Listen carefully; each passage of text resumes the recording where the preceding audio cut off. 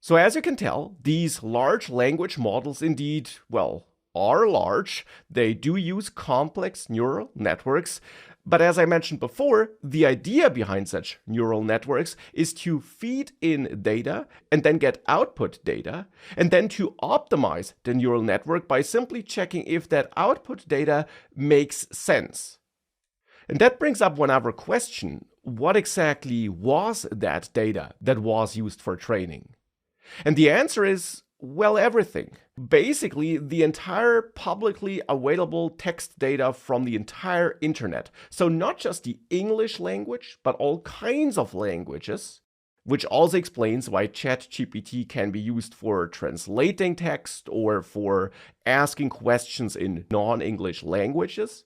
And therefore, of course, since basically the entire internet text was used, ChatGPT, of course, knows a lot of patterns and received a lot of input data.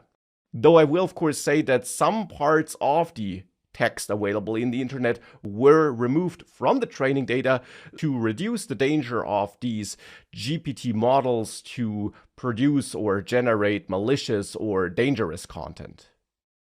So a lot of training data was used, but it's worth knowing that for training those models, it were actually not the human readable words that were being used for training, but instead those words were translated to so-called tokens, where every token has its own unique ID. Now, these tokens aren't necessarily always entire words. Instead, you can roughly say that 75 words can be broken up into roundabout 100 tokens.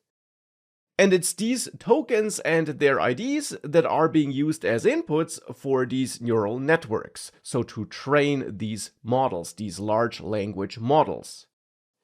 Technically, there are more transformations and things going on behind the scenes, but that's really not too important for this course and for using ChatGPT. Instead, as you will also see later, it's just important to be aware of this tokens concept.